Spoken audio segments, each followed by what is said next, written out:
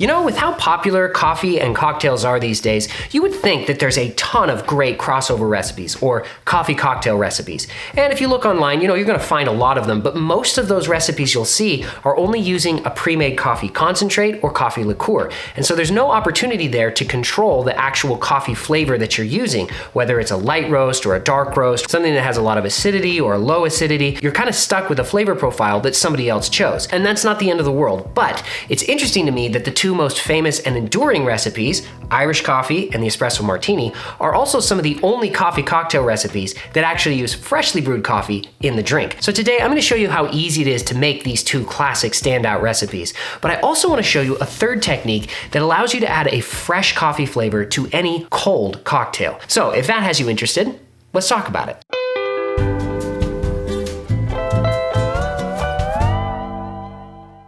All right, so I'm gonna get right into the recipes, but since I made a big point of choosing a particular coffee flavor, let me show you what I chose for today. So this is Kona Earth's Classic in their medium roast.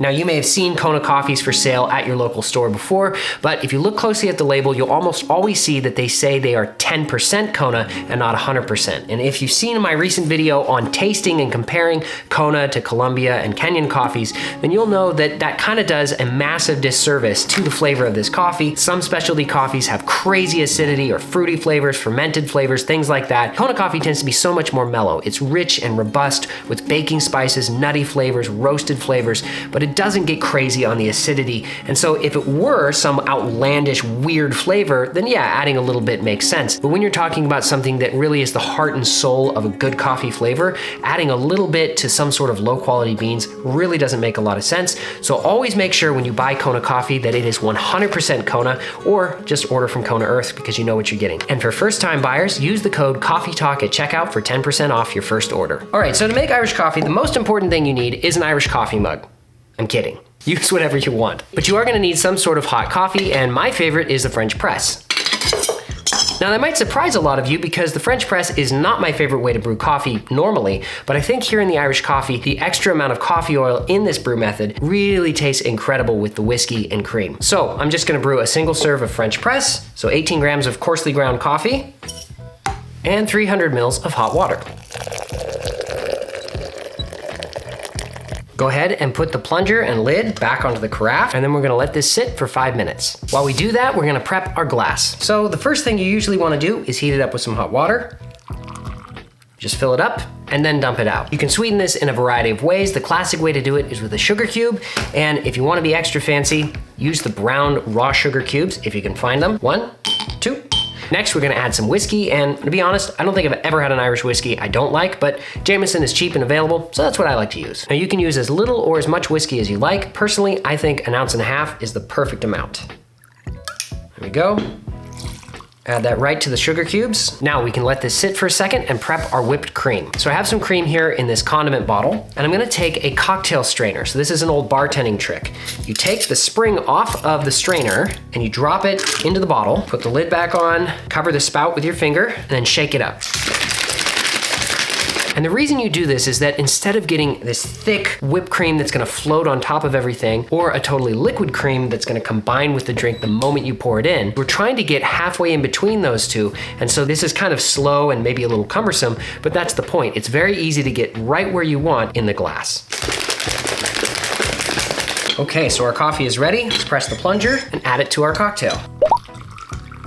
Now, I like to leave just a little bit of space on top and kind of eyeball how much coffee I'm adding. If you haven't noticed, there aren't a lot of rules when it comes to this drink. It's pretty easy to get right, and there's lots of room for experimentation and crafting it to your particular taste. So now we're gonna break up those sugar cubes, shake this up just a little bit more, so it beads up on my finger without being a stiff peak, and that's what we want. So now we're gonna just add it to the top of the drink, and that is how you make Irish coffee. Cheers. Wow, that is so good. I probably shouldn't drink this whole thing right here, but I'm very tempted to. Man, you just cannot beat a good Irish coffee. Next up, an espresso martini. Now, this one is a little bit more complicated because you need espresso or some sort of an espresso substitute. And if you want more information on that, go check out my recent episode here on Coffee Talk, all about faux espresso. So besides our shot of espresso, we also need some simple syrup. We're also gonna need some vodka, and I would recommend something that's just a good, clean tasting grain vodka. You just want something that's gonna help carry that espresso flavor and not compete with it. And we also need some sort of a coffee liqueur. Now, my favorite is the Kahlua Especial. So to put this together, grab a cocktail shaker and add 1 ounce of your espresso, 1/4 ounce of simple syrup, 2 ounces of vodka, and 1/2 ounce of coffee liqueur. Handful of ice, and give it a good shake. And pour in your cocktail.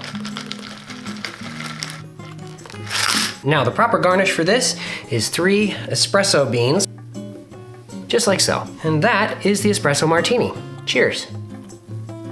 Oh, that is so good. You get this really intense coffee flavor. I think something like this really works well with a darker, richer, more of a nutty flavored coffee. This coffee liqueur with this amount of sugar gives a cocktail that is sweet, but not cloyingly sweet at all. It's a very balanced sweetness, and that's what the vodka does there, is it helps to cut through some of that sweetness. It's so good. This is the way I like it, and it's perfectly balanced in my opinion. So last up, how to add fresh coffee flavor to any cold cocktail. Well, it's really easy. All you need is one of these. Coffee flavor is typically dissolved by hot water, but alcohol can do the same thing even when it's cold, because hot water works as a solvent, and alcohol is also a solvent and will dissolve the flavor out of the coffee even at room temperature, or a cold cocktail will do the same thing. So all we gotta do is put coffee into our paper filter and then pour a cold cocktail through this. So I'm gonna do it with a Manhattan and a Negroni. Now, instead of using a carafe a few years ago, because I don't have a cone with a little plate attached to the bottom, I went into my dad's wood shop, got some scraps of wood, and made this funny little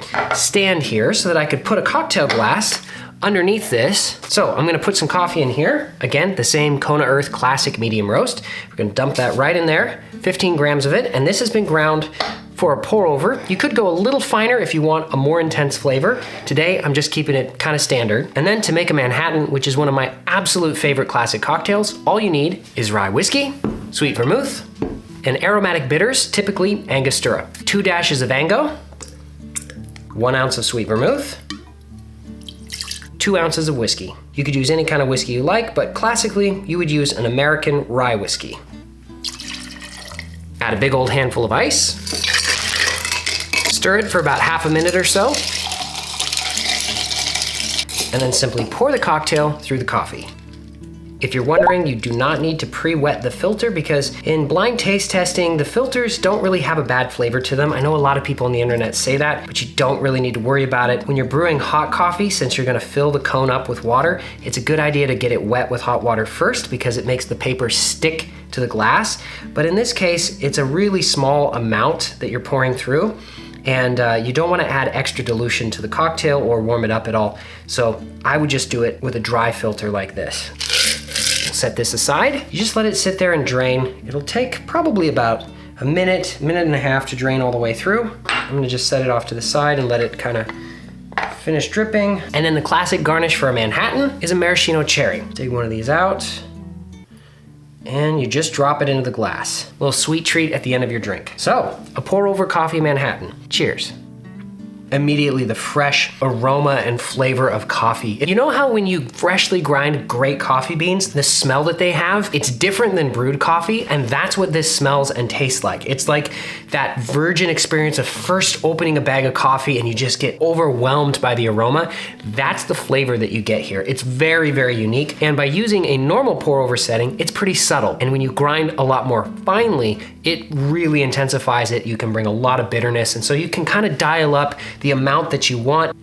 Even though I know this works, I'm always surprised at how effective this actually is. Like how well it works to extract the flavor with a cold cocktail. You would think it'd work better at room temperature, but it kind of works too well and you'll get some astringency. So the final thing I'm gonna do is a Negroni. You need sweet vermouth, Campari, and a London dry gin. And we want equal parts, or 1 ounce of all 3 ingredients.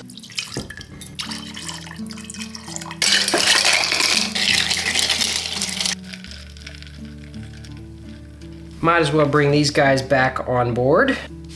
think that guy's done. And now the classic garnish for a Negroni is a thick strip of orange peel, and then you squeeze it over the drink, and you'll see the orange oil spritz out all over the cocktail, and stick it alongside. Cheers. Immediately that bright, fresh coffee flavor. Again, it's like the aroma of freshly ground coffee, not so much brewed coffee. It's a great flavor. I've always wanted to capture that, and I feel like when you brew coffee, it's wonderful, but it's a different aroma, it's a different flavor. It's just a very different thing. There's been this trend in the last few years of people adding orange juice and coffee together, which I think is disgusting. But here, a little bit of coffee flavor really adds a wonderful note with the sweet orange, with the bitterness of the Campari, the richness of the vermouth, and all the botanicals of the gin. It really works as a great partner. I would say give these a try. They're not hard. They're no harder than just making coffee. So instead of saying go make yourself a cup of coffee, I'll say go make yourself a cocktail. If you're of legal drinking age and you don't have like health problems or something. I don't know. See you in the next video. Cheers.